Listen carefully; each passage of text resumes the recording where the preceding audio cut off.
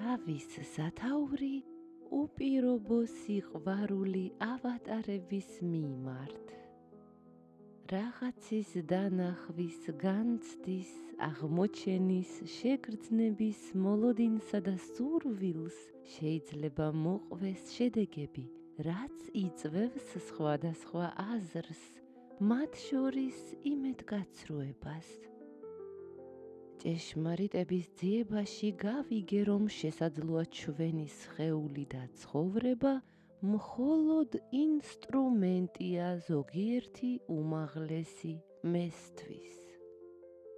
მე მაქვს ჩემი აზრი და იდეაც კი გარემოებათა ასეთ დამთხვევაზე. არ ვიცი, იძულებულია თუ არა უმაღლესი მე, რომ გამოიყენოს ჩვენი ადამიანური ცხოვრება საკუთარი მიზნების მისაღწევად, ან შეიძლება იქნებ უბრალოდ განსავითარებლად.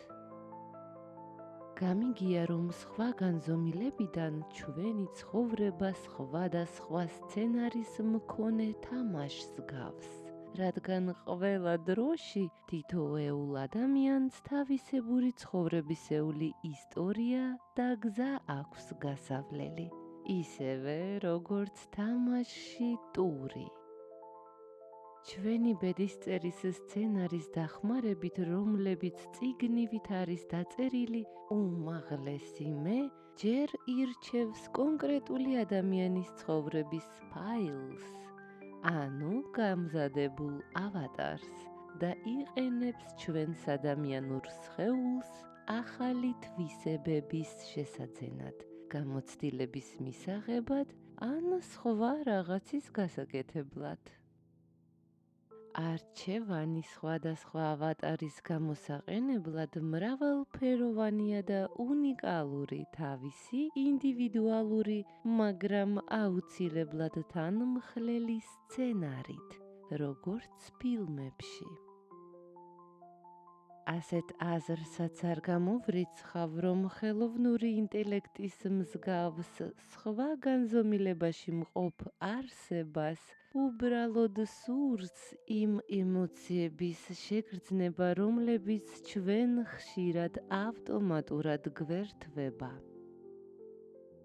ადამიანის სხეული და ცხოვრება ავატარს გავს, მაგრამ ეს ავატარი იმსახურებს მეტ ყურადღებას და თანაგრძნობას იმისგან, ვინც მასზე უფრო ძლიერი, მნიშვნელოვანი და ყოვლის შემძლეა. აქ ვგულისხმობ თანაგრძნობის აუცილებლობას მათთვის, ვინც შეიძლება ისარგებლოს ჩვენი ტკივილითაც კი, განვითარების მიზნით. ალბათ არის ვიღაც, ვისაც შეუძლია დაგვეხმაროს ადამიანურ ცხოვრებაში. ის, რასაც ახლა ვიტყვი, ალბათ შეცვლის ამ სამყაროს და მის მიზეზ-შედეგობრივ მოვლენებს. შესაძლოა შეცვალოს სიტუაციის განვითარება, რომელიც ხშირად ტანჯვის გზას უფრო გავს, ვიდრე ცხოვრებისეულ სკოლას. რათა უფრო გასაგები იყოს მომდევნო აზრის გაზიარება, მოდი წარმოვიდგინოთ რომელიმე კომპიუტერული თამაში. გითამაშია ოდესმე ისეთი კომპიუტერული თამაში, როგორიცაა Mario, Mortal Kombat, Resident Evil ან GTA? თუ გითამაშია, მაშინ შენ როცა ამას წაიკითხავ ან მოისმენ, ადვილად მიხვდები რისი თქმაც მინდა, თუმცა მეეჭვება, რომ შენმა უმაღლესმა მემ და ანგელოზებმა გაიგონ და იგრძნონ ის, რისი გამჟღავნება და გადაცემაც მინდა მათთვის, რადგან ამით შეუძლიათ დადებითი გავლენა მოახდინონ მოვლენათა განვითარებაზე თქვენს ცხოვრებაში. წარმოიდგინე, რომ შენ ხარ შენი უმაღლესი მე, ანუ შენი ბედის სრული უმაღლესი განმგებელი და მფარველი ანგელოზი, ხოლო ადამიანი, რომელიც ცხოვრობს შენი არჩეული ცხოვრების სცენარით, არის შენი ავატარი, როგორც GTA-ს თამაშში ან სხვა ზემოთ ჩამოთვლილ თამაშებში. იმის თქმა მინდა, რომ როდესაც თამაშობ ადამიანურ ცხოვრებას და იყენებ მის სხეულს გასავითარებლად, გთხოვ, ყურადღება მიაქციე თუ რას განიცდის ადამიანის სხეული, როდესაც შენ, როგორც უმაღლესი მე, გადაწყვეტ ადამიანის თვალისთვის მიუწვდომელ შენს თავში გაერთო, დაისვენო, განვითარდე, ან სიმწრის გასინჯვით რამეს მიაღწიო. იცი რას გრძნობს ცოცხალი სხეული, როდესაც შენ გადიხარ შენ სტურს და აღწევ მიზანს? არც ერთი მიზანი, თუნდაც ყველაზე კეთილშობილი, არ ამართლებს მკვლელობას, ხომ ასეა? მაშინ რატომ ითვლება სწორედ უკეთესობის იმედის მკვლელობა, ჩვენი იმედგაცრუების გზით ყველაზე მცირე დანაშაულად? რატომ ვერევით სხვა ცოცხალი არსების ცხოვრებაში, როცა ვიცით, რომ ამ ჩარევამ შეიძლება მიაყენოს ტკივილი ადამიანს და არც წარმატების გარანტიას იძლევა? თანამედროვე ეპოქაში წამების ძველებური მეთოდები აღარ არსებობს, თუმცა ის სულიერი ტკივილი, რომელსაც ადამიანები ხშირად განიცდიან, მე შემიძლია შევადარო გულზე ეკლების ჩხვლეტას. ეს გრძნობა ხშირად ჩნდება, როცა იმედგაცრუებული ხარ და ზოგჯერ ეს ტკივილი მეორდება ისევ და ისევ. არ გამოვრიცხავ, რომ სხვა განზომილებაში მყოფი მაყურებლისთვის საინტერესო მელოდრამის მსახიობივით ვართ. მაყურებელს ვერ ვხედავთ, რადგან არ ვიცით, რომ ჩვენი ცხოვრება ვიღაცისთვის ძალიან საინტერესო ფილმია. ბევრ ჩვენგანს თავისი ცხოვრება მოსაწყენ და ერთფეროვან თავგადასავლად მიგვაჩნია, მაგრამ რაც ჩვენთვის არ არის საინტერესო, შეიძლება სულაც არ იყოს ასე მაყურებლისთვის სხვა განზომილებიდან. არ გამოვრიცხავ იმას, რომ ისინი გვაყენებენ ამა თუ იმ სიტუაციაში და დებენ ფსონს იმაზე, თუ როგორ გავუმკლავდებით. შესაძლოა, რაც ჩვენ უინტერესოდ გვეჩვენება, სინამდვილეში ჩვენთვის გაუცნობიერებული, მაგრამ მნიშვნელოვანი შესაძლებლობაა სხვისთვის. შესაძლოა, ასეთ მაყურებლებს შორის იმაზეც კი იდებოდეს ფსონები, რამდენჯერ დაიბან პირს ან რამდენჯერ გაიხეხავ კბილებს დღეში. სხვადასხვა ადამიანების ცხოვრება ფილმების ჟანრებს გავს. ზოგის ცხოვრება მელოდრამას წააგავს, ზოგის კი ტრილერს, საშინელებას ან კომედიას. იმის წარმოდგენაც კი მაშინებს, რომ შესაძლებელია ის, რაც ჩვენთვის საშინელებაა და ტკივილს გვაყენებს, ვინმემ კარგ კომედიად ჩათვალოს ან აღიქვას. ამ შემთხვევაში მაინტერესებს, რა სასწაული უნდა მოხდეს, რომ მას, ვინც ტკივილზე იცინის, თანაგრძნობა გაუჩნდეს და ამ ტკივილის შეჩერება მოუნდეს. მეჩვენება, რომ ასეთი მაყურებლები ჩვენს ტკივილს და თავის სიცილს იმით ამართლებენ, რომ ტკივილი მხოლოდ დროებითი მოვლენაა, რადგან ცხოვრების ბოლოს მოვა დრო, როცა ფიზიკურად ტკივილს ვეღარ ვიგრძნობთ. მე დაზუსტებით არ ვიცი, რამდენად სიმართლეა ის, რომ ჩვენი სულიერი ემოციები გრძელდება იქ, სადაც მთავრდება ჩვენი სხეულის მოღვაწეობა. მაგრამ მაინც ვწუხვარ თუ მათ არ ესმით, რომ დროებით მასულიერმა ტკივილმაც კი შეიძლება უარყოფითად იმოქმედოს ადამიანის ფსიქიკასა და მომდევნო შედეგებზე ამ ცხოვრებაში. არის ვერსია, რომ ჩვენ ფილმში ვთამაშობთ ისე, რომ არც კი ვიცით ამის შესახებ. თუმცა არის მეორე ვერსიაც, რომ ჩვენ გვათამაშებენ ამ სიტყვის პირდაპირი გაგებით, რათა გარკვეული ტურები დაძლიონ. Resident Evil-ს რომ ვთამაშობდი ერთ დღეს, დავფიქრდი, რომ შესაძლოა ავატარს სტკიოდა ამ კომპიუტერულ თამაშში, სადაც იყო რთული ტური, რომელიც უნდა დამეძლია. მე კი ვერ ვუმკლავდებოდი იმ მონსტრებს, ანუ სხვა არსებებს, რომლებსაც თავისი მისია ჰქონდათ. მე 10-ჯერ თუ მეტჯერ ვცადე ამ ტურის დაძლევა და ვხედავდი, როგორ იტანჯებოდა და ეწამებოდა საწყალი ავატარი ჩემი მცდელობით მიმეღწია მიზნისთვის. მისი სიკვდილისა და დამარცხების შემდეგ თამაში გადაიტვირთება და ავატარი ისევ ებმება სასტიკ ბრძოლაში. კიდევ და კიდევ ის მიდის წინ და ცდილობს დაგეხმაროს მიზნის მიღწევაში.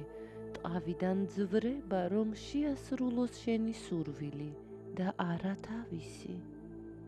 სამწუხაროდ ის მხოლოდ ავატარია კომპიუტერში და არ შეუძლია ეკრანისკენ შემოbrუნება, რათა ისე მაინც შემოგხედოს, რომ გაიგო, რა ცუდად გრძნობს თავს შენი სურვილის გამო. შეიძლება რაღაც ისეთსაც განიცდის, რაც ძალიან შორს არის შენი სურვილისგან. მე ვფიქრობ, რომ შესაძლებელია ავატარს ესმის იმ ზომბების და მონსტრების, რომლებიც უნდა დახოცოს, რადგან ისინი ერთ თამაშში არიან.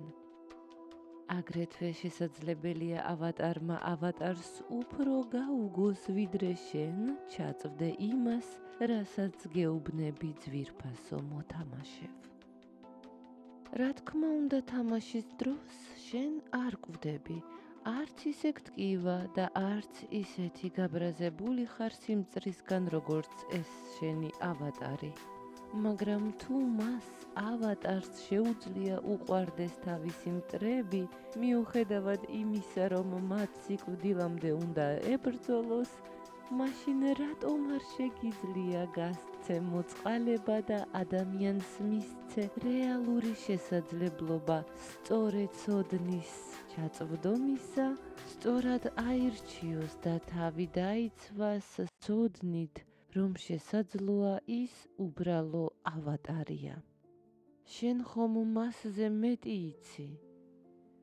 ჩვენ ადამიანები პატარა ბავშვებსაც კი ვასწავლით, როგორ დაიცვან თავი ტკივილისგან, მაგრამ შენ რას აკეთებ? აჭერ ღილაკებს და ქმნი სხვადასხვა სიტუაციებს, რაც გვაიძულებს ბრძოლას.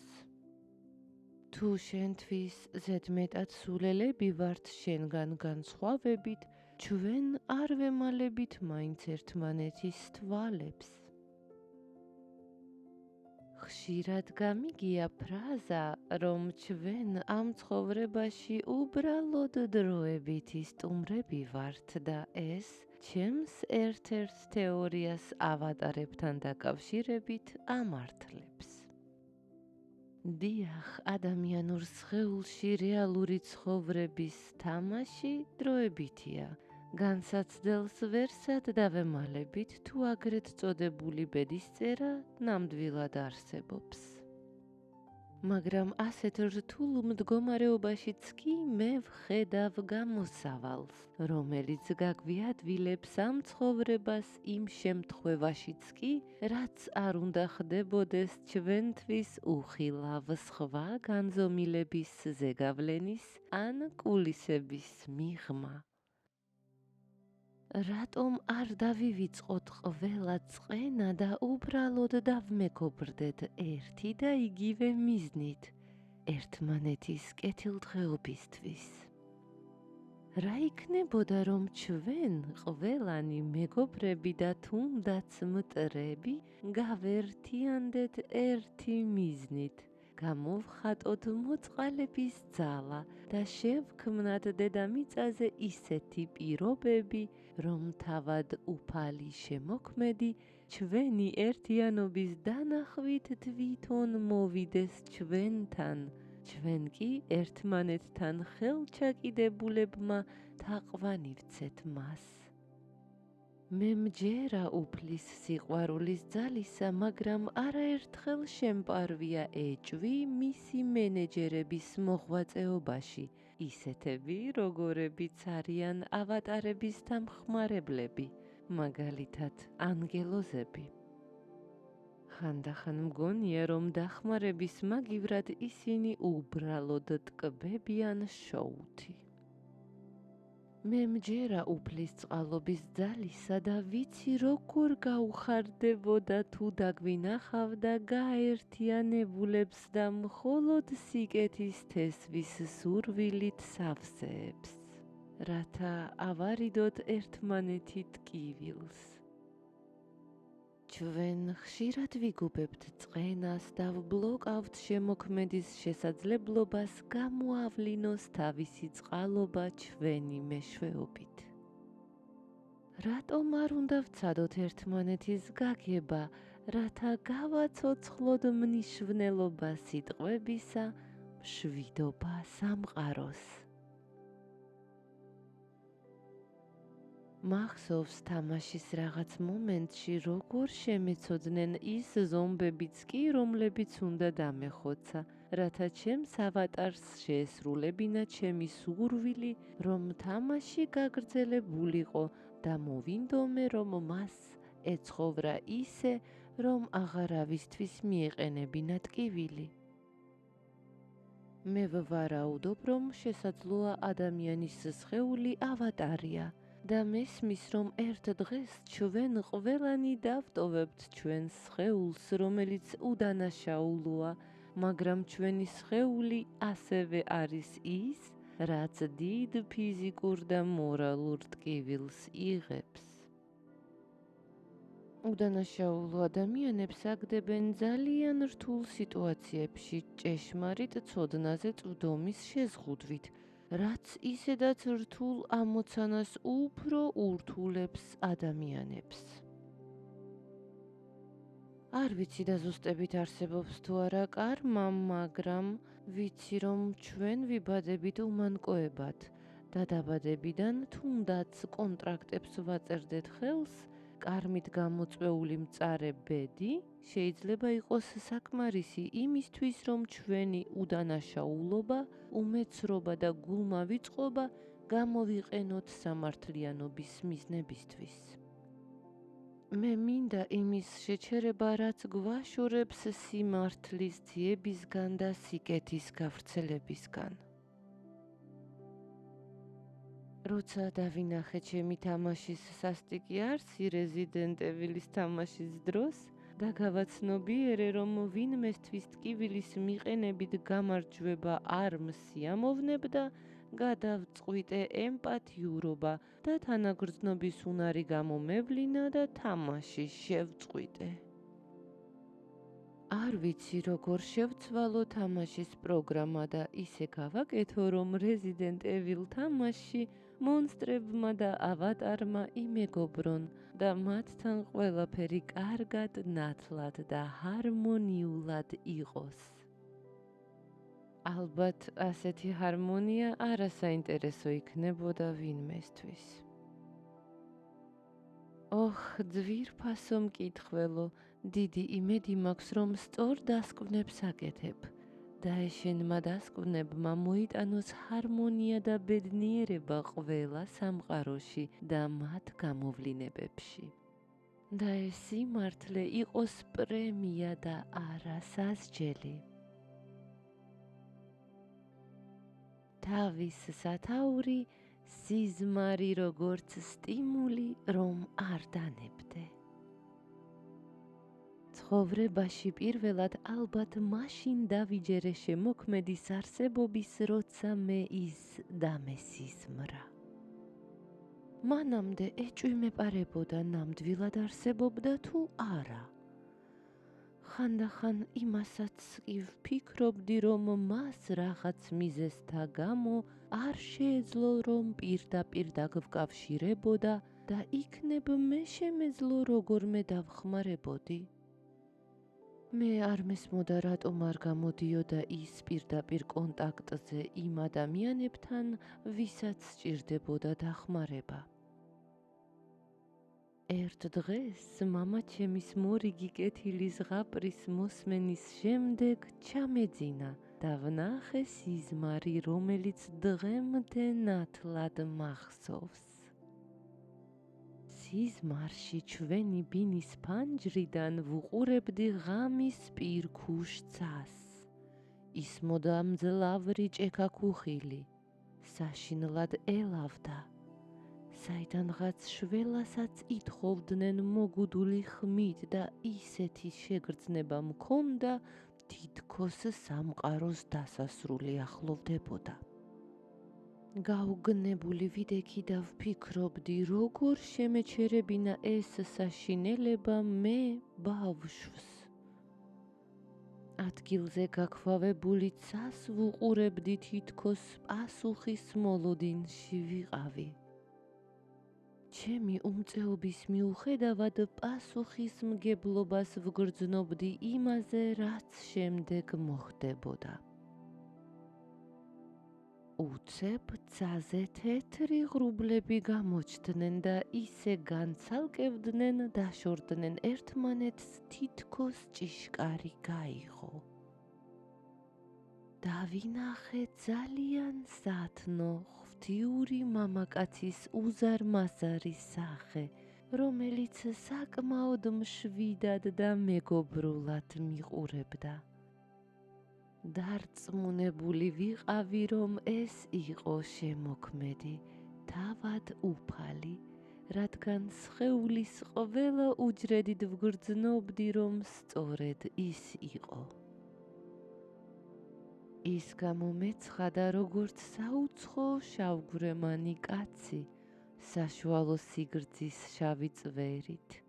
მას ჰქონდა არისტოკრატიული კეთილშობილური ნაკვთები და ძალიან მეტყველი ნათელი ყავისფერი თვალები. რომ ვუყურებდი, ისეთი შეგრძნება მქონდა, რომ დიდი ხანია ვიცნობდი და ძალიან გამიხარდა ეს ნანატრი შეხვედრა.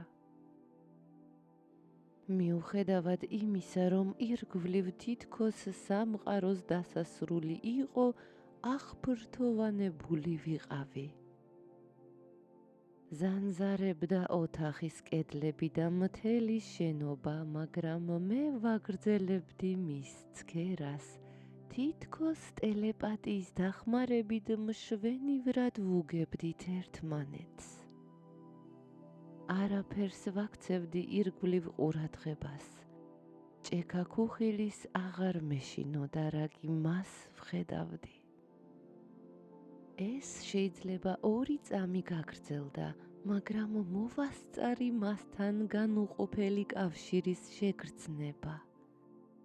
შემოქმედმა ციდან გამომიწოდა ხელი პირდაპირ ჩემს ფანჯარაში. მომაწოდა თეთრი პური და მითხრა ეს სიტყვები. შენ იცი რა უნდა გააკეთო შემდეგ. როცა ამ სიზმარს ვიხსენებ, არ მახსოვს რა იყო ის, რაც უნდა გამეკეთებინა შემდეგ. მახსოვს მხოლოდ თავდაჯერებულობა და უშიშრობა. თითქოს ვიცოდი, რომ შევძლებდი გამეკეთებინა ის, რაც უნდა გამეკეთებინა. რომ ახლა ვიცოდი ის, რაც უნდა მცოდნოდა. თითქოს ყველაფერი განათდა ჩემს გულში. ვგრძნობდი წარმოუდგენლად სასიამოვნო ენერგიას პურიდან, რომელიც შემოქმედმა გამომიწოდა. თეთრი პური უფრო მეტი იყო, ვიდრე უბრალოდ საკვები. ეს პური ასხივებდა უზარ-მაზარ კეთილშობილურ ძალას და რაღაც მშვენიერი მოქონდა. მე ვგრძნობდი ძალიან სასიამოვნო მადლის შეგრძნებას, რომელიც ყველა ჩემს უჯრედს ავსებდა. სწრაფად გავედი დერეფანში, გაბედულად ჩავიცვი ფეხსაცმელი და თასმების შეკვრა დავიწყე, რომ სადღაც წავსულიყავი და რამე გამეკეთებინა. სამწუხაროდ სწორედ ამ მომენტში გამაღვიძეს.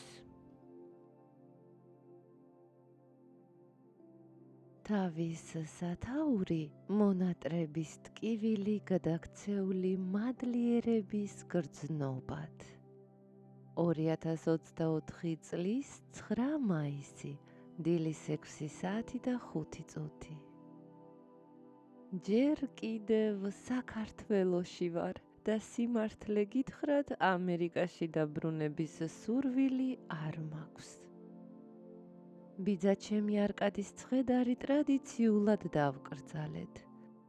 ცდილობდი მადლიერებად გადამექცია მისი ჩახუტების შესაძლებლობის დაკარგვის ტკივილი, იმისთვის რომ სამყარომ შემოქმედმა ჩემმა უმაღლესმა მემ მომცა საშუალება გამეცნო ის, როგორც ჩემი საყვარელი ბიძა. ვიცი, რომ ყველა ჩემს საყვარელ ადამიანს, ვინც მიწიერი ცხოვრებიდან წავიდა, არ სურდა ენახა ჩემი ცრემლები. სწორედ ამიტომ, როცა მათი მონატრებისგან ტირილი მინდა, წყვეთ ამ ტანჯველ გრძნობას და ვიწყებ ფიქრს იმაზე, თუ როგორ გამიმართლა, რომ ვიცნობდი მათ და ისინი იყვნენ ჩემ გვერდით, თუნდაც მცირე ხნით. ამით მინდა მათ ღიმილი მოვგვარო და არა თანაგრძნობა. მე ძალიან ვამაყობ ძია არკადით და მინდა ვიცხოვრო ისე, რომ მან იამაყოს ჩემით. გავიგე რა შეიძლებოდა გამეკეთებინა იმისთვის, რომ მის სულს უკეთ ეგრძნო თავი და ასეც მოვიქეცი. მართლა ძალიან მადლობელი ვარ და ბედნიერი ვარ იმით, რომ ისეთი ბიძა მყავდა, როგორიც არკადიკია. მახსოვს, ადრე დავწერე, რომ მალე ვაპირებდი საქართველოში დაბრუნებას და მასთან ერთად ცხოვრებას. ვგეგმავდი, რომ ყველაფერში დავეხმარებოდი, მაგრამ სამწუხაროდ კაცი ბჭობდა, ღმერთი იცინოდაო. იმ დროს, როდესაც მისაღებ გამოცდებს ვაბარებდი, ეჭვი მეპარებოდა, რომ ქიმიაში მაღალ ქულებს მივიღებდი და ერთ დღეს ვკითხე. მაინც გეყვარები თუ ამ გამოცდაზე ჩავიჭრები და ექიმი ვერ გავხდები? არკადიკმა მოსიყვარულე თვალებით, მაგრამ გაკვირვებით შემომხედა და მიპასუხა. აბა რას მეკითხები? რა თქმა უნდა მეყვარები. იმის მიუხედავად, რომ ახლა მარტო ვცხოვრობ არკადიკის ბინაში, ძალიან კომფორტულად ვარ, ამ სიტყვების სრული მნიშვნელობით. ვგრძნობ, რომ სულაც არ ვარ მარტო. მე ვგრძნობ მის სულიერ თანადგომას ახლა და ყოველთვის ვგრძნობდი. თავის სათაური ტკივილი კი არა, მადლიერება.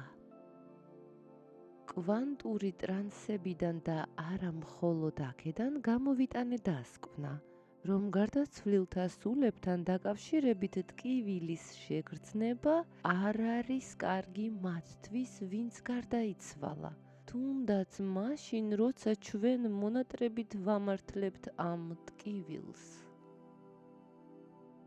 ერთ-ერთ ასეთ მედიტაციაზე იყო მოსული ქალი, რომელიც წლების განმავლობაში გლოვობდა და ძალიან განიცდიდა დის დაკარგვას. როგორც ჩანს, გარდაცვლილი და მისთვის ძალიან კარგი ადამიანი იყო და მის გარეშე ცხოვრებამ ფერები დაკარგა. ის ხშირად იხსენებდა გარდაცვლილ დას ცრემლებით და ტკივილის შეგრძნებით.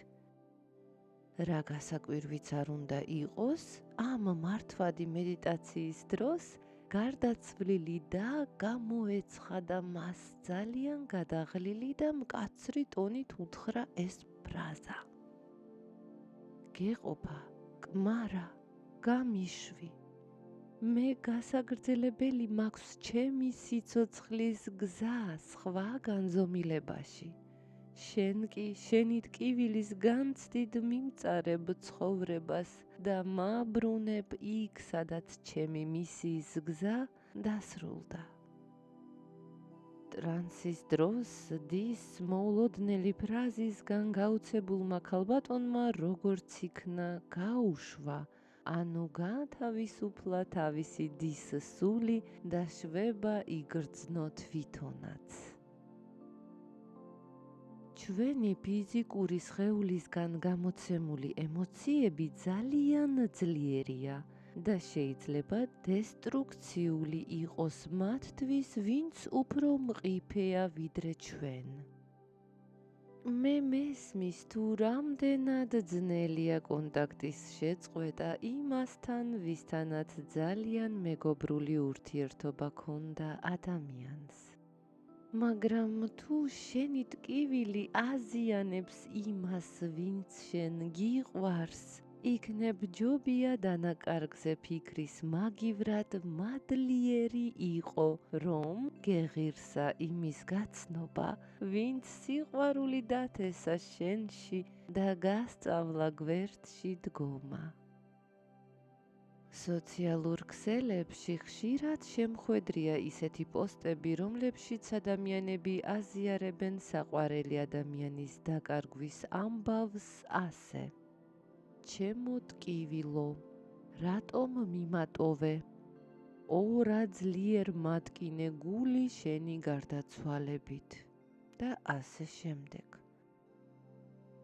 ამ დროს გამჩენია სურვილი, რომ დამეკომენტარებინა ასეთ პოსტზე ეს ფრაზა.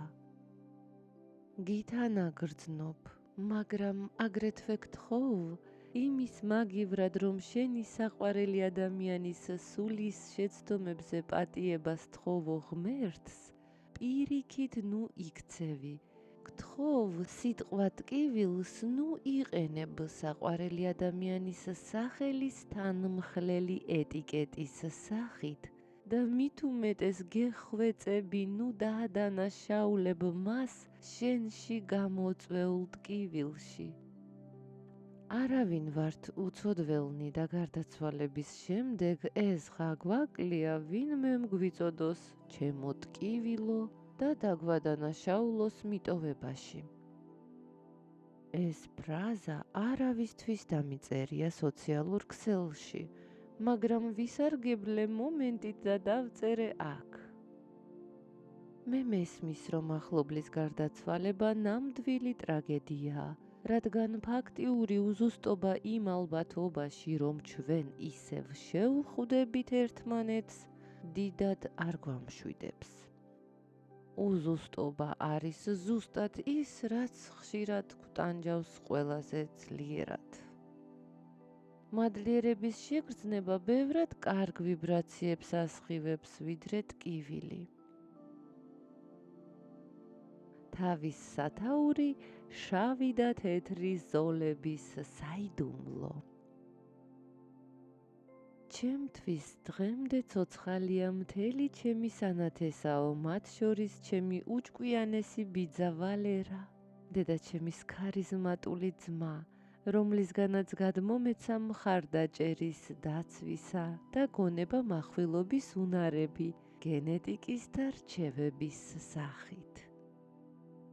ვალერი იყო მკაცრი, მაგრამ სამართლიანი ადამიანი, რომლის მოტყუებაც ძნელი იყო. როცა უფრო პატარა ვიყავი, ხშირად არ მესმოდა მისი სიმკაცრის გამო, მაგრამ რომ წამოვიზარდე, განსაკუთრებით ბოლო 14 წლის განმავლობაში ჩვენ ძალიან კარგი მეგობრები გავხდით. ამერიკაში რომ ვიყავი, ერთხელ ვალერამ ძალიან მოკლედ მითხრა, რა არის ცხოვრება და როგორ უნდა მოვიქცე. ცხოვრება ზებრის შავ-თეთრ ზოლებს გავს. ცხოვრების თეთრი ზოლები პოზიტიური სიტუაციებია, ბედნიერება, სიხარული, წარმატებაა, მაგრამ არის შავი ზოლებიც, რთული სიტუაციები, განსაცდელი და ასე შემდეგ. მთავარია არც ერთ მათგანში არ გავიჭედოთ. გამიკვირდა, რომ ბედნიერებაშიც კი არ უნდა გაიჭედო. გაჩნდა კითხვა, რატომ? და იქვე მოვიდა პასუხი. პასუხი იყო ის, რომ ბედნიერება და პოზიტივი ზოგჯერ იწვევს კომფორტის ზონას, რომელსაც სჯობს არ შევეჩვიოთ, რადგან კომფორტი გვადუნებს, გვხვდის და უცველებს პრობლემებისა და იმედგაცრუების მიმართ. შეიძლება ბედნიერ ადამიანს თავისი აშენებული ბედნიერების კოშკი მოულოდნელად დაენგრეს იმედგაცრუებისგან და ცივი წვიმასავით დაესხას თავს პრობლემები. ამის გამო შეიძლება ის სასოწარკვეთილებაში ჩავარდეს, ცნობიერება დაებინდოს, ჰქონდეს დეპრესია და სტრესი. ახალი რეალობის შიშით გაქვავება და ამაორ წმენისგან იმედგაცრუება გვავიწყებს, რომ ამ სამყაროში ტყუილად არაფერი ხდება. ეს შავი და თეთრი ზოლები ზღვის ტალღებს გავს, რადგან ცხოვრებაში ხშირად ხდება, რომ ერთი ზოლი მეორეს მოყვება. ამრიგად საგანგაშო სიტუაციების შავი ზოლი იწვევს დაძაბულობას, რომელიც ზოგჯერ შთანთქავს და კლავს ადამიანის უნარს კვლავაც წამდეს, რაციონალურად იმოქმედოს და თავი ხელში აიყვანოს, რათა წინსვლა გააგრძელოს. ამ უნარებიდან ნებისმიერის დაკარგვას შეუძლია მთლიანად დაიპყროს ადამიანის ყურადღება, რის გამოც სულ უფრო და უფრო რთული, ხან კი შეუძლებელი ხდება მოვლენების კონტროლი, შავი ზოლიდან თავის დაღწევა. ესე იმიტომ ხდება, რომ ადამიანი, რომელიც ბოროტებას ეჯახება, კარგს ვეღარაფერს ამჩნევს, ამასობაში კი სიცოცხლე გადის. აქ მოთავსებულია ჩემი ნახატი, რომლის სათაურია ბრძოლისგან დაღლილმაც ასწიე თავი. აღწერილობა. ქალი დაჩოქილია მუხლებზე პროფილში. ხელები შავი ხაზებით აქვს მიბმული. თითქოს წყვიადმა დაიპყრო მისი რწმენა უკეთესობის მიმართ. იგი შთანთქა ბოროტმა ძალამ. სიკეთე მოჩანს სურათის ზედა მარჯვენა კუთხეში სინათლის სახით. სამწუხაროდ ქალი იმდენად დაიღალა ბოროტებასთან ბრძოლისა და იმედგაცრუებისგან, რომ არ შეუძლია ასწიოს თავი და დაინახოს სინათლე, რომელიც მის გადასარჩენად გამოჩნდა.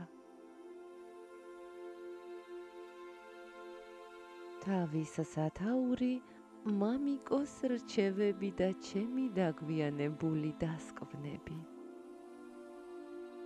ერთხელ, რამდენიმე წლის წინ, მამა ჩემის მკრტი ჩხაზარჯიანის საფლავზე ავედი. იმ დროს მორიგ დეპრესიაში ვიყავი რაღაც სევდიანი შემთხვევის გამო, რომელიც აღარ მახსოვს. მაგრამ მახსოვს, რომ ძალიან მომინდა მამა ჩემის ნახვა, თითქოს ცოცხალი იყო.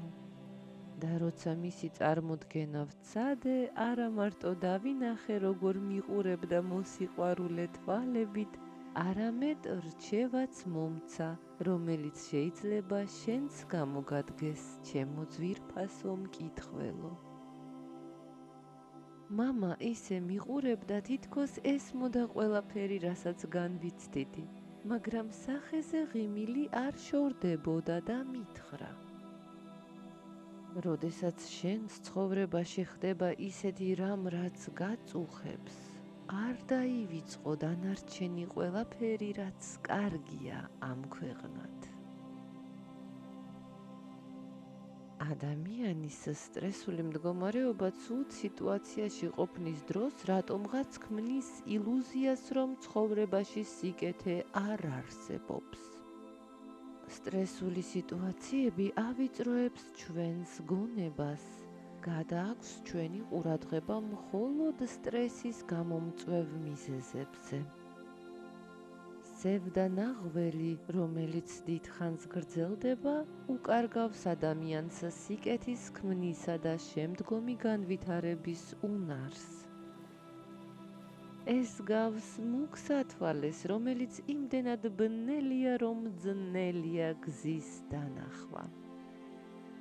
თუ თქვენმა ცხოვრებისეულმა სიტუაციებმა ისეთი მუქი სათვალე გაგიკეთეს, რომ გარშემო ვეღარაფერს ხედავთ, მაშინვე მოიხსენით, როგორც კი ამას მიხვდებით.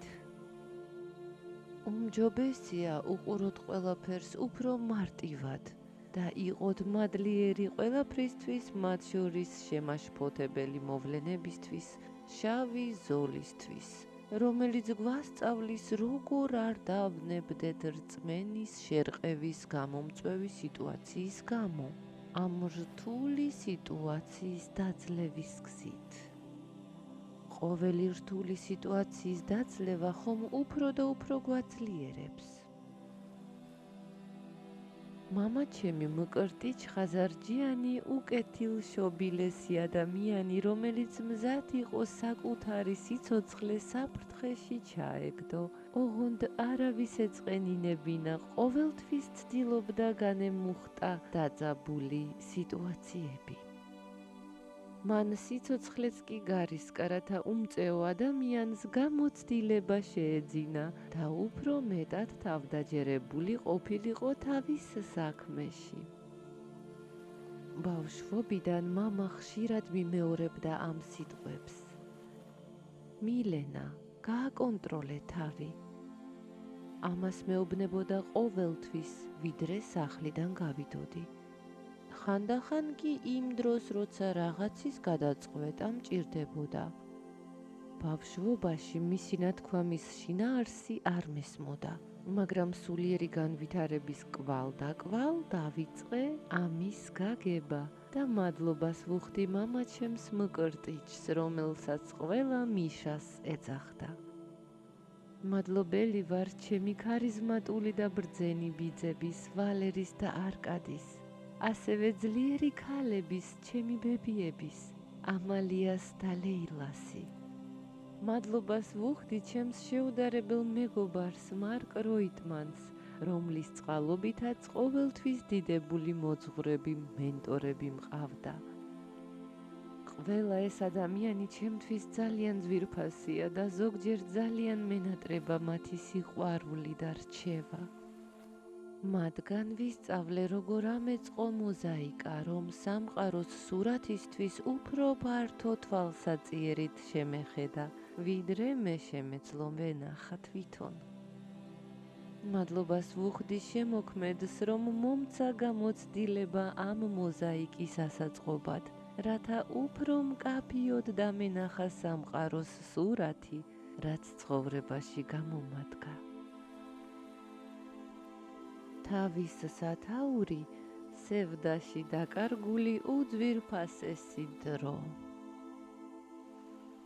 ადამიანის ცხოვრებაში დგება მომენტი, როდესაც მან უნდა გააცნობიეროს, რომ რაღაც უფრო მეტს წარმოადგენს, ვიდრე ჩვეულებრივი ბატარეა, რომლითაც კვებავს ბოროტ ძალას, როცა სევდის ენერგიაში იჭედება, შავ ზოლში. ადამიანები არ ვართ ქვის არსებები და შეგვიძლია ჩვენი განცდილი ემოციების დახმარებით გავიგოთ სხვისი ემოციები. ჩვენ ვრეაგირებთ გარშემო მოვლენებზე ემოციებით და ეს მშვენიერია. პირველი რეაქცია, როგორც წესი, ინტუიციურია, რაც გვეხმარება სიტუაციის გაგებასა და მასთან ადაპტაციაში. მაგრამ ჩვენი ინტუიცია ყოველთვის არ არის სწორი. ჩემოგონიე რომ მკითხველო, რამდენჯერ გქონია ცხოვრებაში შემთხვევა, როცა მიხვდი, რომ სევდას ზედმეტად დაუთმე შენი ყურადღება და ძვირფასი დრო? უბრალოდ დაფიქრდი და დაინახავ, როცა შენ დარდობდი, რამდენმა კარგმა მომენტმა ჩაგიარა და რამდენჯერ გაუშვი ხელიდან შესაძლებლობა სრულად შეგეგრძნო ისინი. სხვადასხვა სულიერის სწავლებებით გავიგე, რომ ერთ-ერთი დიდი ცოდვა არის სასოწარკვეთა და ეს ცოდვა მეც არაერთხელ დამეუფლა. მე ვვარდებოდი რთულ სიტუაციებში, რომელთა გადაჭრა შეუძლებელი მეჩვენებოდა. უფრო მეტიც, სასოწარკვეთილების ცოდვა ჩემთან მოდიოდა გადაცმული ისეთ ოცნებად, რომელსაც ასრულება არ ეწერა. ოცნებებს აქვთ უნარი შეაღწიონ ადამიანის სისხლში, თითქოს მასთან ერთად იზრდებიან. სამწუხაროდ, ზოგჯერ კი საბედნიეროდ ყველა ოცნება არ ხდება. როდესაც მიხვდები, რომ სჯობს დაივიწყო შენი ოცნება, შეიძლება ძალიან მტკივნეული იყოს ამის გაკეთება. ზოგჯერ ისეც ხდება, რომ როდესაც გგონია აგებ სინამდვილეში იმარჯვებ. თუ რამის გამოსწორება უკეთესობისკენ შეგვიძლია, გამოვასწოროთ. თუ არადა, მე გირჩევ ღმერთს მივანდოთ. აქ მოთავსებულია ჩემი ნახატი, საკუთარ თავში იმედისა და იმედგაცრუების შეჯახება. ნახატის აღწერა. ამ სურათზე გამოსახულია ერთი და იგივე ადამიანი, რომელიც გლოვობს საკუთარ სიკვდილს, რაც ხანდახან ხდება სიცოცხლეშივე. როცა უნდა დაემშვიდობო რაღაცას, რაზეც ძლიერად იყავი მიჯაჭვული. საკუთარ თავზე მეტად ვერავინ მაწყენინებს, უარესად ვერავინ დამსჯის. ხანგრძლივი თვითგვემა სასოწარკვეთის ცოდვას იწვევს, რამაც შეიძლება დაგაეჭვოს ისეთ რამეში, რაც უეჭველია. მე ზედმეტად მომთხოვნი ვიყავი საკუთარი თავის მიმართ. შეცდომების დაშვების უფლებას არ ვაძლევდი. ერთხელ საკუთარ თავს დავპირდი, რომ ერთ კონკრეტულ სიტუაციაში კარგად მოვიქცეოდი, მაგრამ ვერ შევძელი. ამის გამო თავს დიდხანს ვიდანაშაულებდი და ვარცხვენდი ისე ძლიერ, თითქოს ეკლესიაში სიარულის ღირსიც არ ვიყავი. ყველაზე მტკივნეული ის იყო, რომ საკუთარ თავს გავუცრუე იმედი. და ერთ დღეს მე დავხატე რწმენისა და იმედგაცრუების შეჯახების ეს გრძნობა, როცა საკუთარ ძალებში იმედი გაგიცრულდა. შავი სილუეტებით გამოსახული პატარა ადამიანები სიხარულით ცეკვავენ, გადახრილი მაღალი შენობები კი დამახინჯებული რეალობის სიმბოლოა. თავის სათაური, სასოწარკვეთილების ცოდვა. მე ვიცი ბევრი სასიყვარულო ისტორიაც კი, როცა შეყვარებულისგან ან ქმრისგან მიტოვებულები ძალიან დიდხანს იტანჯებოდნენ და აღარც ის უხაროდათ, რომ ახლობლები გვერდით ყავდათ. მეც ასე დამემართა. ახალგაზრდობაში ცხოვრებაში პირველად ვიყავი ძლიერად შეყვარებული. ამბობენ, რომ პირველი სიყვარულის დაკარგვა ყველაზე ძნელი გადასატანია და ეს დამემართა მეც. თქვენ ვერ წარმოიდგენთ, ჩემს ოთახში ჩაკეტილმა რამდენი წრემლი დავღვარე ფუჭად. იმის ნაცვლად ჩემს საყვარელ ბებია ამალიასთან ერთად მეტი დრო გამეტარებინა. სასოწარკვეთილებაში ჩავვარდი, რადგან სიმართლე, რომელისაც მჯეროდა, ილუზია აღმოჩნდა. მაშინ მე მოვიგონე ზღაპარი ძალიან საინტერესო ურჩხულზე, რომელსაც შეეძლო ჩემი გამოქვაბულის დარაჯობა, რათა აწი მხოლოდ სიმართლეს შემოეღწია ჩემამდე. გამოვიკეტე ოთახში როგორც გამოქვაბულში, სადაც ჩემთან ერთად მოჩვენებითი ურჩხული ცხოვრობდა. ის იყო საშინელი, დიდი, კლანჭებიანი და ბეწვიანი, მაგრამ მე არ მეშინოდა მისი, რადგან ამ გამოქვაბულში ის მხოლოდ სიმართლეს შემოუშვებდა ჩემს ფიქრსა და გონებაში. მე სასწაულებს აღარ ველოდი მხოლოდ სიმართლეს. ამ პერიოდში დავხატე ჩემი სულ პირველი ნახატი ზეთით ტილოზე. მასში გამოვხატე ჩემი იმდროინდელი სულიერი მდგომარეობა გამოქვაბულში მჯდომი სევდიანი გოგონას სახით. ურჩხულზე კი დავწერე ჩემი პირველი მოთხრობა და დავარქვი ბიუთი მონი, რაც ლამას ურჩხულს ნიშნავდა. შეიძლება მოგვიანებით სხვა დროს გიამბოთ კიდეც ამ ურჩხულის ისტორიაზე, რომელიც მხოლოდ სიმართლეს აღიარებდა. აქ მოთავსებულია ჩემი ნახატი, რომლის სათაურია სიმართლის მოლოდინში. ჩემი პირველი ნახატი არის გამოწვეული სევდით. თავის სათაური ზღაპარი ბიუთი მონზე. ჯოჯოხეთში დაიბადა ერთი მორიგე ურჩხული. ის შექმნილი იყო იმისთვის, რათა ეწამებინა, მოეკლა, გაეცოცხლებინა და ისევ ეწამებინა იქ მოხვედრილი ადამიანები. ჯოჯოხეთი იყო მისი სახლი და ის, ისევე როგორც დანარჩენი ურჩხულები, მშვენივრად გრძნობდა თავს, რადგან მიჩვეული იყო ასეთ გარემოს. მონსტრს დაარქვეს ბიუთი მონი. მონსტრი დაბადებული იყო იმისთვის, რომ ემსახურა დაასჯას, რაც დანარჩენი მონსტრებისთვის სამართლიანობას ნიშნავდა. ერთხელ ბიუთი მონი დაფიქრდა იმაზე, რომ დაასჯა იგივეა, რაც ბოროტების გავრცელება. ფიქრობდა იმაზეც, რომ იქნებ ადამიანებს სხვა ბევრი რამ შეეძლოთ გარდა კივილწივილისა და შველის თხოვნისა.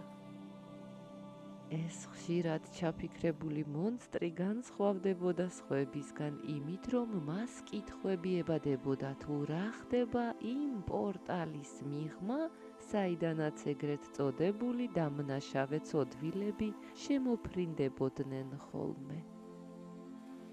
სხვა მონსტრები მის კითხვებზე ასე პასუხობდნენ: რაში გაინტერესებს იქ რა ხდება? ჩვენ ხომ აქ შეგვიძლია ვაკეთოთ ის, რაც გვინდა. შეხედე ამ დებილ ადამიანებს. ამათ ხომ სიტყვა მიშველეს და წუწუნის გარდა არაფერი შეუძლიათ. ამ პორტალის მიღმა, რასაც ეს ბეჩავები სახლს უწოდებენ, რის შექმნა შეუძლიათ, რომ შენთვის სანახავად ღირდეს? პასუხების მიღების მიუხედავად, ბევრი ფიქრის მერე, ბიუთი მონის ინტერესმა ძლია. ის გაბედულად შეხვდა პორტალში და მოხვდა დედამიწაზე, სადაც მან გაიცნო და დაუმეგობრდა ისეთ ადამიანებს, რომლებსაც თავდაპირველად მისი ნახვა შეეშინდათ. მაგრამ მოგვიანებით, როცა მიხვდნენ, რომ ბიუთი მონს უბრალოდ მეტის ცოდნა სურდა, ასწავლეს ადამიანური ცხოვრების სიტუაციები. ასე დაიწყო ბიუთი მონის მოგზაურობა. მან დაინახა, რომ ადამიანებს წუწუნის გარდა ბევრი რამ შესძლებიათ და მოიხიბლა დანახულით. მას შეუყვარდა ადამიანები და ჯოჯოხეთში დაბრუნება აღარ უნდოდა. იმის მიუხედავად, რომ მის დასაბრუნებლად ჯოჯოხეთიდან ახლობლები აკითხავდნენ, ბიუთი მონი ირჩევდა ადამიანებთან მეგობრობას და მათ დაცვას საჭიროების შემთხვევაში. ეს იყო მოკლე შინაარსი იმ ზღაპრისა, რომლელიც მე შევქმენი ბიუთიმონზე. თავის სათაური. ოხ, ეს პირველი სიყვარულის ისტორიები. სითბო, რომელიც შემეძლო მიმეცა ამალია ბებოსთვის, სანამ ის ცოცხალი იყო, მოიპარა ჩემმა არჩევანმა ყოფილიყავი სევდიანი და იმედგაცრუებული სიყვარულისგან. იმის მაგივრად, რომ მეტი სასიამოვნო სიურპრიზი მომეფიქრებინა ბებოსთვის. ვერ შევეგუე იმ ფაქტს, რომ მას, ვისაც ჩემს მეორე ნახევრად ვთვლიდი, აღარ ვაინტერესებდი. ჩემი პირველი შეყვარებული ხშირად დადიოდა ეკლესიაში, სწამდა ღმერთის და ბიბლიიდან ციტატებით მესაუბრებოდა. ისიც ჩემსავით სულიერებას ეძებდა. სწორედ მან მირჩია მართლმადიდებლური წესით მოვნათლულიყავი. მეჩვენებოდა, რომ პარტნიორი ვიპოვე სულიერების მაძებარი და ხელჩაკიდებულები ერთად მივიდოდით ღმერთთან. მან კი ისე მიმატოვა, რომ გარკვევით არც ამიხსნა დაშორების მიზეზი, რის გამოც ძალიან დიდხანს მტანჯავდა კითხვა, თუ რატომ. ჯერ სულ უფრო და უფრო ნაკლებად მხვდებოდა და მწერდა. მე კი მინდოდა გამეგო როგორ იყო, სჭირდებოდა თუ არა რაიმეში ჩემი დახმარება. დიდხანს ვფიქრობდი იმაზე, რატომ შეგვახვედრა ბედმა, თუ არ იყო განზრახული ჩვენი ერთად ყოფნა. მისი მხრიდან იგნორირებას იმით ვამართლებდი, რომ შეიძლება რაღაც ცუდი მოხდა, რასაც ვერ მეუბნებოდა და ამიტომ თავს არ ვანებებდი. მზად ვიყავი და ვხმარებოდი მას, რაც არ უნდა ყოფილიყო. მაგრამ თურმე უკეთესი იქნებოდა ამ დროს ჩემს საყვარელ ბებიასთან დაკავშირებით დამესვა საკუთარი თავისთვის კითხვები, თუ როგორ გამეხადა მისი ცხოვრება კიდევ უფრო ლამაზი და ბედნიერი. ამალიას ისე ძალიან ვუყვარდი, რომ მთელი 10 წელი არ მიგვრძნია მშობლების გარეშე ცხოვრება. ჩემი როგორც გოგონას თვითშეფასება მაშინ დაირღვა, როცა ჩემმა შეყვარებულმა საერთოდ შეწყვიტა ჩემთან ურთიერთობა. გარკვეული დროის შემდეგ ხამოვახერხე ჩემი დამსხვრეული თვითშეფასების ყველა ნაწილის აღდგენა. ვაგროვებდი ამ ნამსხვრევებს და ვფიქრობდი, რომ მე არ ვიყავი ის, ვინც დაკარგა დიდი სიყვარული. დროთა განმავლობაში მივხვდი, რომ ჩემი სიყვარული და თანადგომის შესაძლებლობა დაკარგა სწორედ ჩემმა მოჩვენებითმა მეორე ნახევარმა. მივხვდი, რომ მე არაფერი დამიკარგავს მასთან მიმართებაში, პირიქით, მასში არ იყო საკმარისი სიყვარული, რომ ჩემთან ყოფილიყო. მორჩილად მივიღე ის ფაქტი, რომ ჩემი ოცნება მასთან გამეტარებინა ცხოვრება მცდარი აღმოჩნდა, თუმცა ამ ახალგაცნობიერებულ ფაქტთან შეგვეების პერიოდი დიდხანს გაგრძელდა, რადგან ბუნებით ასეთი ვარ. შემიძლია ვიბრძოლო მათთვის, ვინც მიყვარს.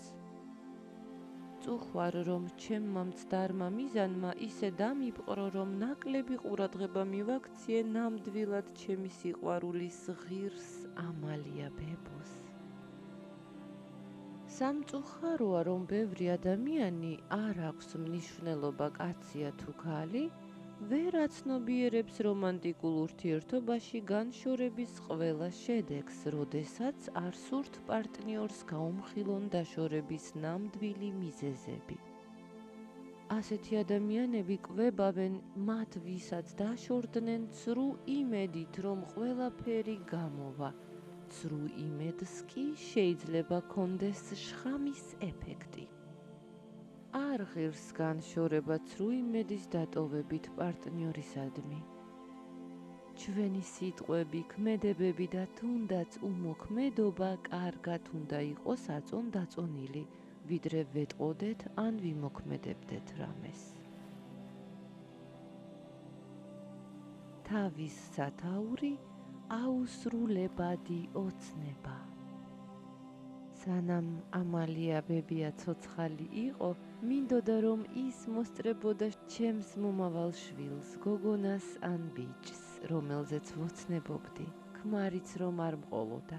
დარწმუნებული ვიყავი, რომ ჩვენ სამნი ერთმანეთის გვერდით ძალიან ბედნიერები ვიქნებოდით და ახალ წელსაც ერთად შევხვდებოდით. როდესაც ის გარდაიცვალა, მე ძალიან განვიცადე. ბებია იყო პირველი ახლობელი, რომელმაც მასწავლა თავი დამენებებინა სიტუაციისთვის, თუ ვერაფერს გამოვასწორებდი. ამ შემთხვევაში კი გამოუსწორებელი იყო ჩემი საყვარელი ბებიის სიკვდილი, ამიტომ ამას დიდხანს ვერ შევეგუე. მე მეგონა, რომ ჩემს სიყვარულს ყველაფერი შეეძლო, მაგრამ მისი გადარჩენა ვერ მოვახერხე. უმოწყალოდ მჭამდა დანაშაულის გრძნობა, რომ შემეძლო მისთვის მეტი სიყვარული მიმეცა, ვიდრე მივეცი. ცოცხალ მკვდარივით დავდიოდი, არაფერი მახარებდა. მხოლოდ საყვარელი ბებიის დაკარგვის ტკივილი მახსენებდა, რომ ჯერ კიდევ ცოცხალი ვიყავი. ეს გამჭოლი ტკივილი ისე მავსებდა, რომ სუნთქვა მიჭირდა. ყოველ დღე უარესად ვგრძნობდი თავს, რადგან ძალიან მენატრებოდა და ვფიქრობდი, რომ ჩემი ოცნება შვილზე მხოლოდ მის სიცოცხლეში შეიძლებოდა სრულფასოვანი ყოფილიყო. თითქოს მესმოდა, რომ ჩემი ნებისმიერი ოცნება შეიძლება მაინც ახდენილიყო, თუმცა აღარ მომანიჭებდა ისეთ სიხარულს, როგორიც მის სიცოცხლეში შეიძლებოდა მეგრძნო. მივხვდი, რომ მის გარეშე ნებისმიერი დღესასწაული არასრულფასოვანი იქნებოდა. ამის შესახებ არავისთვის მithქვამს, მაგრამ უკვე საკუთარ თავშიც ვეღარ ვიტევდი. ამ დროს გამახსენდა, რომ შემიძლია დავხატო, რასაც ვგრძნობდა, ამჯერადაც ჩემი შემოქმედების დახმარებით მოვახერხე ტკივილისგან თავის დაღწევა. აქ მოთავსებულია ჩემი ნახატი, რომლის სათაურია განვითარების მწარე მხარე. მე დავხატე საათი, როგორც სიმბოლო დროისა, რომლის უკან დაბრუნება შეუძლებელია. იქვე მივახატე ღუზა, რაც ნიშნავს ტკივილს, რომელიც დარტყმის სახით და დროის დაუბრუნლობით გახსენებს, რომ უკვე ქვიანია. ამავდროულად ნახატზე ღუზა ისე ჩანს, როგორც ბიძგი, რომ ტკივილის მიუხედავად გავაგრძელო ცხოვრება. ძველ დროს ვეღარ დავაბრუნებდი, მაგრამ ახალი დრო გრძელდებოდა. ქვედა მარჯვენა კუთხეში ჯვრიანი საფლავია დახატული, რაც ნიშნავს, რომ როდესაც ვაცნობიერებთ ჩვენი ოცნების განუხორციელებლობას, ეს ოცნება თითქოს კვდება.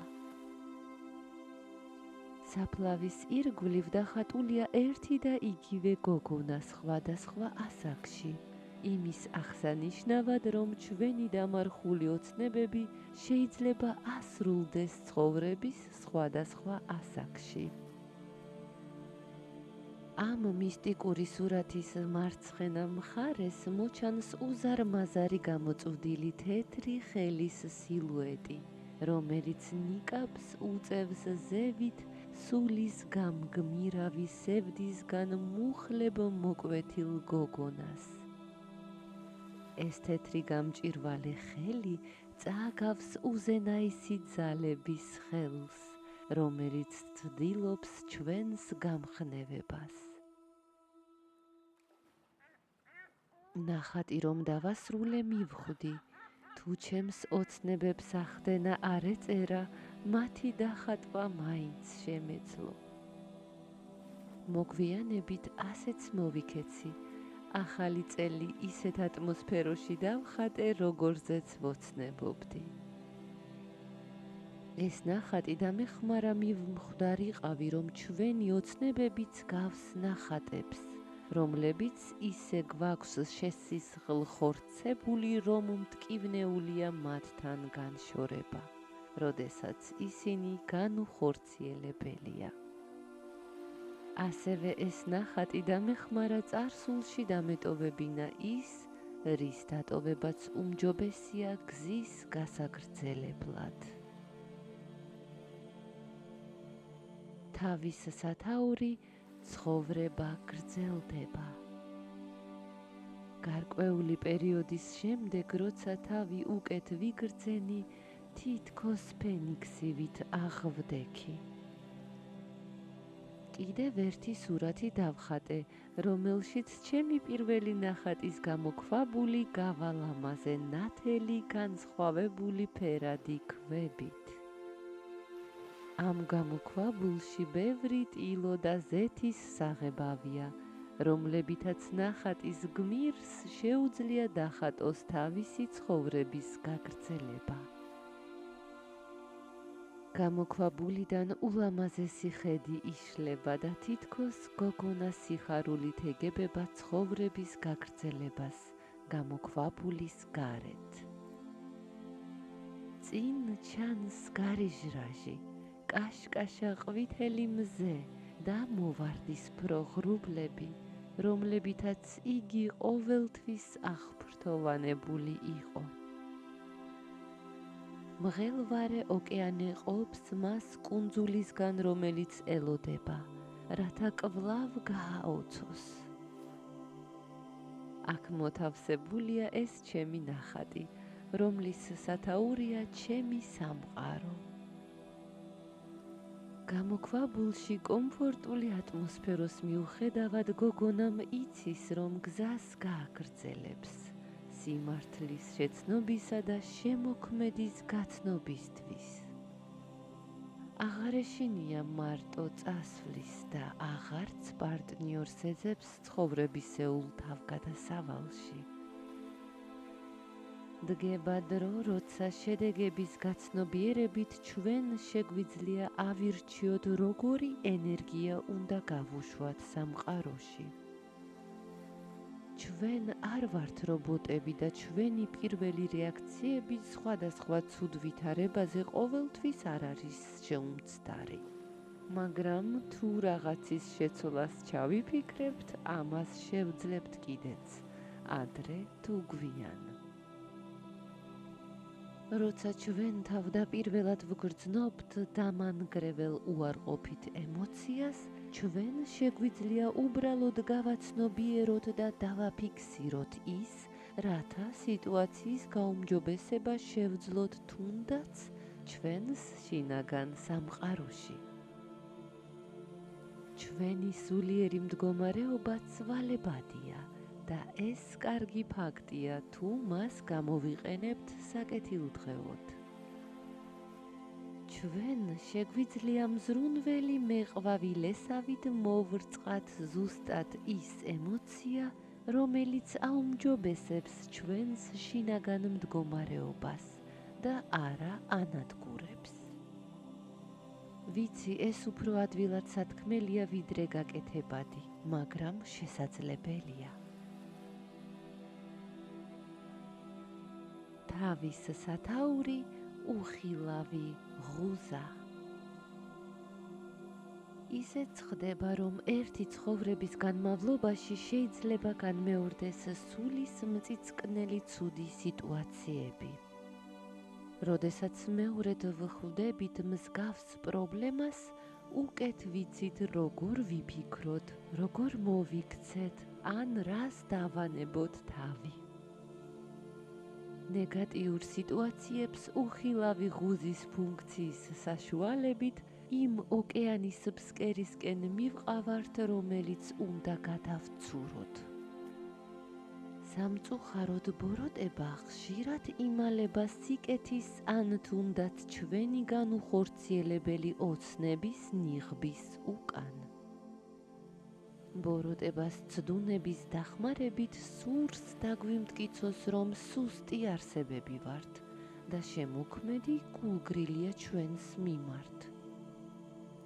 ბოროტებამ არაერთხელ სცადა გაეთელა ჩემი რწმენა ღვთის მოწყალე ძალის მიმართ. სული მტკიოდა იმედგაცრუებით, არა მარტო სხვა ადამიანებში, არამედ საკუთარ თავშიც. თვითგვემა ყველაზე ცუდი სასჯელი იყო ჩემს ცხოვრებაში, რადგან ძალიან მკაცრი ვიყავი საკუთარი თავის მიმართ.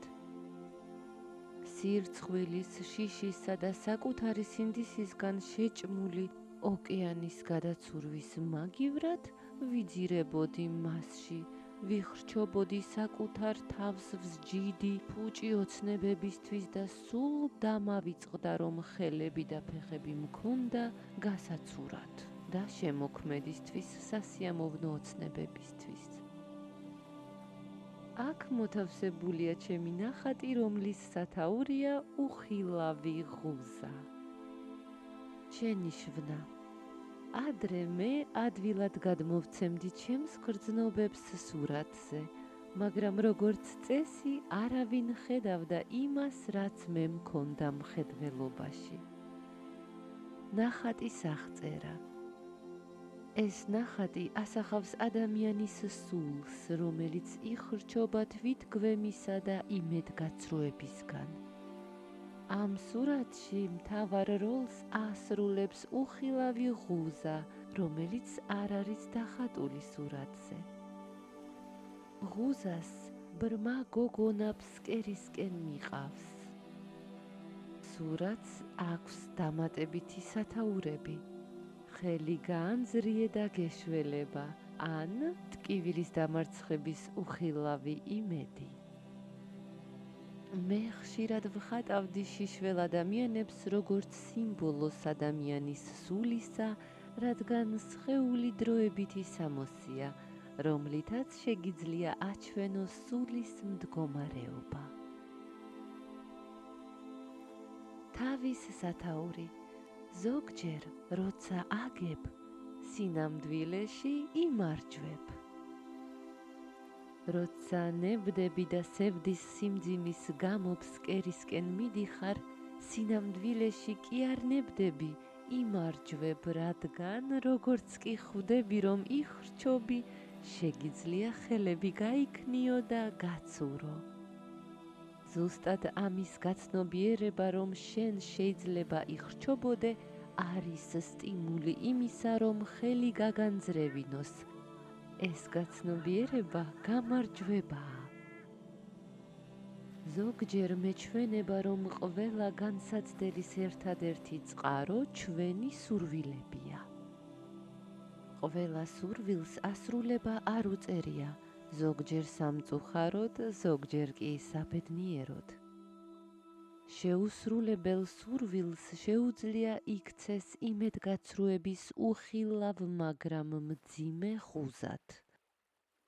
ნებისმიერი სურვილისადმი ნამეტანი მიჯაჭვულობა ამძიმებს ამ ღუზას. ამიტომ ზედმეტად რომ არ მივჯაჭვოდი არაფერს, შევიმუშავე ტექნიკა, უფრო სწორად დასვენების მეთოდი ჩემი ფანტაზიის სიღრმეში, სადაც უხილავი ღუზა არსად ჭაჭანებს. რაც არ უნდა აბსურდულად მოგეჩვენოთ, ჩვენ უნდა გვიხაროდეს ყველა მოვლენა ჩვენს ცხოვრებაში, იქნება ეს სასიხარულო თუ სევდის მომგვრელი. მადლიერნი უნდა ვიყოთ გამოცდილებისთვის და ვაკონტროლოთ ჩვენი ყურადღება, რადგან სწორედ ჩვენი ყურადღებაა ის, რაც ჩვენ ვართ. მას შეუძლია აგვამაღლოს, გადაგვარჩინოს და დაგვიცვას, მაგრამ ასევე შეუძლია დაგვღუპოს. მაგალითად, სტრესის დროს ჩვენ ვვარდებით დეპრესიაში, იმიტომ რომ მეტი ყურადღება მისკენ გვაქვს მიმართული. ხომ ასეა? თავის სათაური. ცხოვრების საქანელა ჩვენივე სურვილებით გვაქანავებს. მახსენდება ნაწყვეტი ჩემი დიალოგიდან ცნობილ ასტროლოგთან. მან ერთხელ ასეთი რამ მითხრა: მილენა, ცხოვრებაში ოქროს შუალედი უნდა გეჭიროს. შემდეგ მთხოვა წარმომედგინა წრფე და მის ცენტრში წონასწორობის წერტილი. სწორედ ამ წერტილს შეეძლო ჩემთვის გზა გაეადვილებინა. თქვენთვის ადვილი წარმოსადგენი რომ იყოს ის, რაზეც ვსაუბრობ, წარმოიდგინეთ ძველებური ორმხრივი სასწორი. ამ სასწორის ერთ მხარეს არის სევდის ფიალა, მეორე მხარეს კი სიხარულისა. ნათქვამია, რომ უნდა ვეცადოთ ვიყოთ შუაში, რადგან ეს არის ოქროს შუალედი. არსებობს უხილავი მაგნიტი, რომელიც ხან მარცხნივ, ხან კი მარჯვნივ იზიდავს შენს ყურადღებას, რათა ესა თუ ის ემოცია ან ქმედება გამოიწვიოს. ეს მაგნიტები ჩვენი შეჯანჯღარებით ცდილობენ ჩვენში სურვილის გაღვიძებას, რასაც შესაბამისად ყვავილებივით მრავალფეროვანი ქმედება ან ემოციები მოყვება. მახსენდება ზებრას შავი და თეთრი ზოლები, რომელზეც ბიძაჩემი მიყვებოდა, პრობლემები და ჯილდოები, მამის სიტყვები თვითკონტროლის შესახებ, ბიძაჩემის რჩევები იმაზე, რომ არც ერთ ზოლში არ უნდა გავეჭედოთ. მოკლედ რომ ვთქვათ, არ უნდა ჩავეთრევინოთ თლიანად გინდ სიხარულს, გინდ ტანჯვას. ეს ყველაფერი დასკვნების გამოტანას ხდის შესაძლებელს. რაც არ უნდა უცნაურად მოგეჩვენოთ, ბავშვობაში იშვიათად ვიღიმებოდი. ერთხელ სოფელში ჩვენს ნათესავ ჟორასთან ვიყავი სტუმრად. მან შეამჩნია, რომ ასაკთან შედარებით უფრო სერიოზული ვიყავი და მკითხა: მილენა, რატომ არ იღიმები? ან ძალიან იშვიათად იღიმები, რამე ცუდი მოხდა? მაშინ ვუპასუხე: არა ჟურაძია, ცუდი არაფერი მომხდარა, მაგრამ არ მესმის ახლა რატომ უნდა გავიღიმო? რომც გავიღიმო, ცხოვრება სავსეა მოულოდნელობებით და შეიძლება უცებ გაქრეს ჩემი ღიმილი. რატომ უნდა ვიღიმო ყოველთვის? რატომ უნდა გავაკეთო ის, რაც ცვალებადია? ამ დროს ჯერ თინეიჯერიც არ ვიყავი. ბავშვობიდან გატაცებით გახელებით ვეძებდი რაღაცას, რაც მარადიულია, რაც არ იცვლება და ამას ისევ ნატრობდი, თითქოს ვიცოდი, რომ მეპოვა ერთხელ და სამუდამოდ გავიღიმებდი.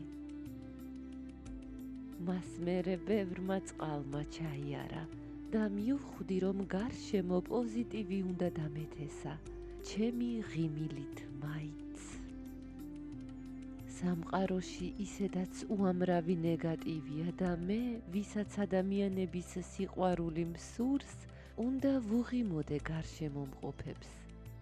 ეს ალბათ უმცირესია, რაც შემიძლია გავაკეთო ღვთის სხვა შვილებისთვის, რომლებიც ზოგჯერ ჩემს ანარეკლებად მეჩვენებიან. ხან მათში ვხედავ ჩემს თვისებებს, ხან ადამიანებს ვხვდები იმ თვისებებით, რომელთა მიბაძვას ვცდილობ, მხოლოდ იმ შემთხვევაში, თუ ეს გარემოსთვის კარგის მომტანია. ბოლო დროს ადამიანების მიმართ ჩემი ულევი სიყვარული ავტომატურად მახიმებს. ნებისმიერ ადამიანს შეხვედრისას გულწრფელად ვუღიმი და ვფიქრობ, რომ მისი სახით შემოქმედის ნამდვილი შედევრი შემხვდა ცხოვრების გზაზე. რამდენადაც მესმის, ჩვენ ყველანი ერთმანეთის მასწავლებლები ვართ, თუნდაც მკაცრი, სასტიკი. მე შესანიშნავად ვიცი, რატომ ხდება ადამიანის სასტიკი და ამიტომ ყველას მოსიყვარულე დასავით ვექცევი. თითქოს ვგრძნობ იმ ტკივილს, რაც მათ გადაიტანეს. თითქოს ვიცი, რატომ არიან ისეთები, როგორებიც ახლა არიან და ამიტომ გულწრფელ პატივისცემას ვამჟღავნებ მათ მიმართ. რომ შემეძლოს აბსოლუტურად ყველა ადამიანს ოქროს ოსკარს გადავცემდი თავიანთი განვლილი ნებისმიერი გზისთვის. თავის სათაური ოქროს შუალედის შემარყებლები. რაც შეეხება ცხოვრების შავ-თეთრ პერიოდებს და საკუთარი ყურადღების კონტროლს, აქ მინდა დავამატო ის, რაც შეიძლება ყველას დაეხმაროს. არიან ადამიანები, რომლებიც ყოველ წამს აკონტროლებენ რაღაცას. ისინი განიცდიან და იტანჯებიან, თუ რაღაც არ არის მათი კონტროლის ქვეშ. ეს მეც მჭირდა და მშვენივრად მესმის მათი. გადაჭარბებული კონტროლის თვისება შფოთვას იწვევს და ამით ჰარმონიას არღვევს ოქროს შუალედიდან ჩვენს ამოსაგდებად. შეიძლება ვინმეს არ მოსწონს ჩემი წარსული და ჩემს ძველ თვისებებს მიუღებლად და მცდარად მიიჩნევს, მაგრამ მე მადლობელი ვარ ყველაფრისთვის, რაც ჩემმა თვისებებმა მასწავლა. მადლობელი ვარ, რომ ჩემი ცხოვრების სკოლის გზაზე შეცდომები დავუშვი, რადგან ახლა მესმის ყველასი, ვისაც ვამსგავსებ ჩემს თავს წარსულში. რომ არა ის შეცდომები და ტკივილები, რომლებიც მე განვიცადე, ალბათ მკაცრად განვიკითხავდი სხვებს. იმის ნაცვლად, რომ მეთქვა, როგორ მოვახერხე სასოწარკვეთის ცოდვისგან თავის დაღწევა. ყველა ჩემი შეცდომა დამეხმარა გამეგო სხვებისთვის და მიმეღო ისინი ისეთები, როგორებიც არიან. მათი განსჯის გარეშე, რადგან მე თვითონ ვიყავი მათნაირი და შესაძლოა ვინმესთვის მათზე უარესიც. ახლაც არ ვარ იდეალური და უფრო მეტიც, ჯერ კიდევ არ ვიცი რა არის იდეალი და არის თუ არა საჭიროება ვისწრაფოდეთ ვიყოთ იდეალური ადამიანები. მოდი ახლა დავუბრუნდეთ საკუთარი თავის კონტროლის თემას, ეგრეთ წოდებული ოქროს შუალედის შესანარჩუნებლად სხვადასხვა საშუალებებს. ნებისმიერი სახის კონტროლი არის სურვილი გვქონდეს ვინმეზე ან რამეზე გავლენის მოხდენის უნარი ან შესაძლებლობა.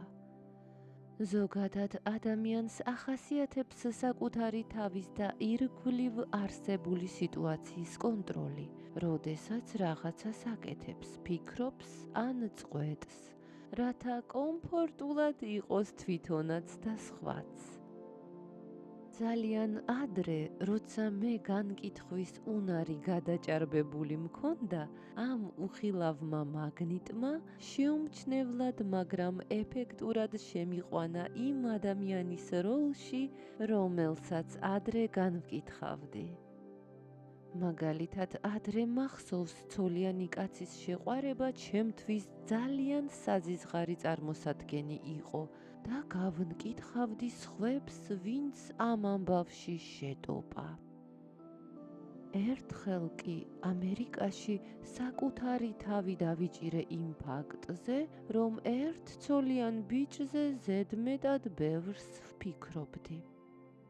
მანამდე ჩვენ უბრალოდ ვმეგობრობდით და ეს ზედმეტი ფიქრები გამიჩნდა იმის შემდეგ, როცა მან სიყვარული ამიხსნა. ეს უცნაური ისტორია დაშორებით დასრულდა ძალიან მალე, რადგან მივხვდი, რომ ილუზიის მწარე ხაფანგში ვხვდებოდი. ამ ისტორიამ მაჩვენა მორიგი მტკიცებულება იმისა, რომ ნებისმიერი ადამიანი შეიძლება შეცდეს, მათ შორის ისინიც, ვინც დაზუსტებით იწყებს ფრაზას ამ სიტყვებით. მე არასდროს ამას არც გავიფიქრებ, არც გავბედავ და ასე შემდეგ. ადრე ხშირად მithქვამს იგივე ფრაზები, ახლა კი თავს ვიკავებ ყოველი შემთხვევისთვის.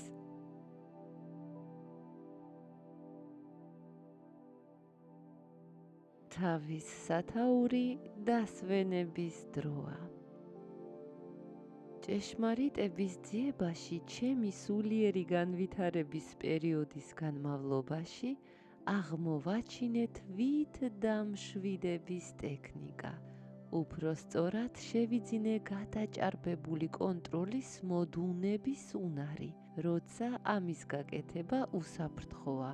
მაშინ, როცა შეგიძლია რამე საქმე გადადო და მისცე შენს თავს იმის ფუფუნება, რომ ცოტა ხანი არაფერზე იფიქრო.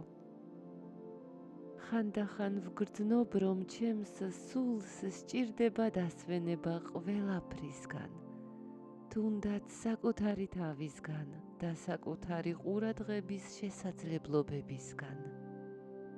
ამ ტექნიკამ მომცა საშუალება ნამდვილი დასვენების შეგრძნებისა, გონების დამშვიდებისა და ჩემი დანაგვიანებული სივრცის გაწმენდისა, ახალი შესაძლებლობების დანახვისა და რესტარტის, ერთგვარი გადატვირთვის უნარი. ამას შეიძლება მედიტაცია დავარქვათ და ამ მედიტაციაში ყველაზე მთავარია მოლოდინის შეგრძნების ემოციას ყურადღება არ მივაქციოთ. თუ ამ დროს დაწოლის საშუალება მაქვს ვწვევი, მაგრამ ამ ტექნიკის გამოყენება ხალხმრავლობაშიც შემიძლია წამიერად, იმიტომ რომ უკვე კარგად გავწვრთენი ჩემი თავი. თუმცა როცა ირგვლივ ბევრი ხალხია ან ცოტა დრო მაქვს, ამას სხვებისთვის შეუმჩნევლად ვაკეთებ.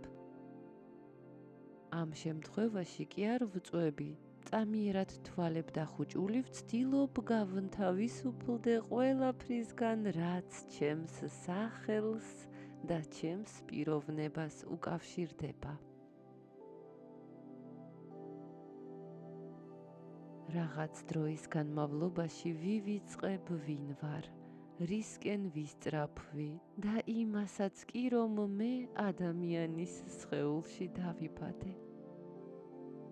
ვცდილობ წარმოვიდგინო, რომ არასოდეს დავბადებულ ვარ და არც მოგონებები მაქვს დედამიწასთან დაკავშირებით. ესე იგი, ჩემთვის აღარც არანაირი პრობლემა და საზრუნავი არსებობს, რადგან მე რომ არ დავბადებულიყავი, არ მექნებოდა სურვილი ელემენტარულად მეჭამა, კარგი სამსახური მეპოვა, სახლი მეყიდა, ჩემი ვალები გადამეხადა, ან ეს წიგნი დამეწერა სამყაროს გადარჩენის სურვილით.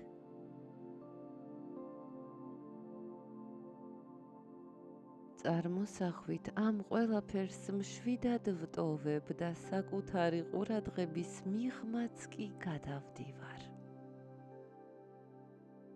მე ვტოვებ ყველაფერს, რაც კი ოდესმე მომისმენია, მიგრძნია ან მინახავს.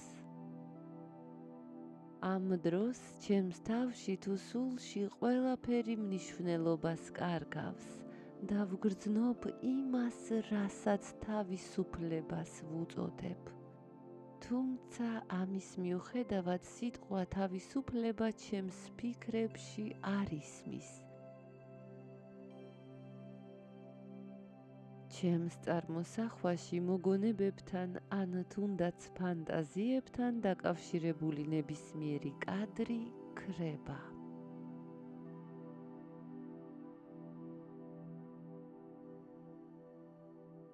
ამას გარდა ყურადღებას არ ვაქცევ სხეულიდან მომდინარე და გარშემო ხმაურს.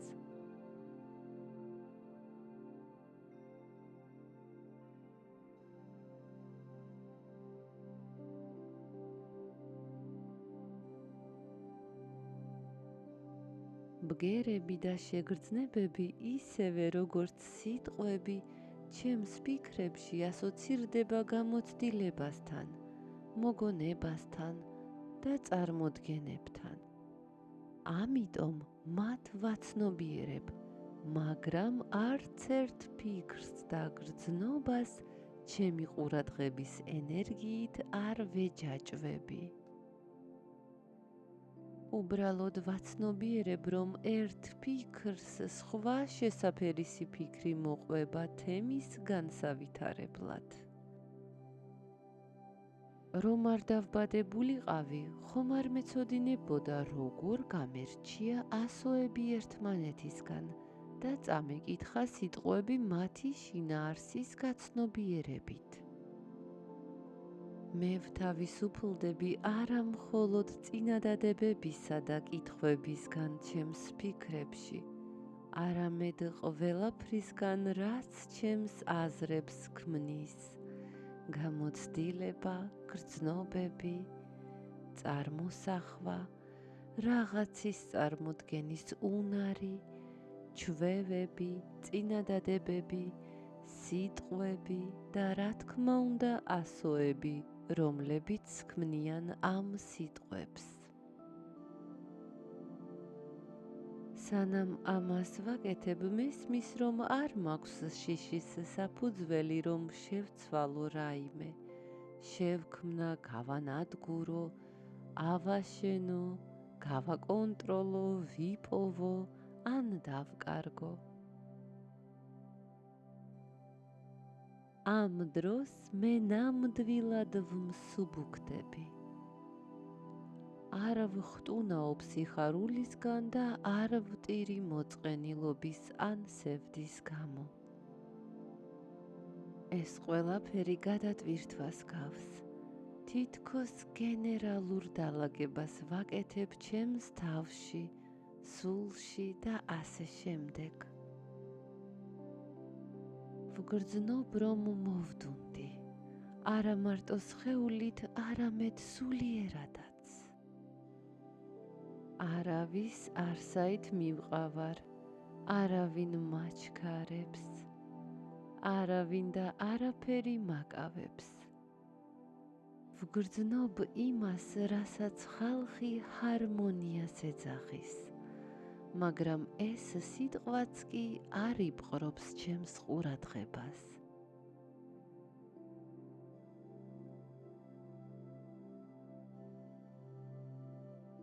ამ ტექნიკაში სიცოცხლის შავი და თეთრი ზოლები უმნიშვნელო ხდება.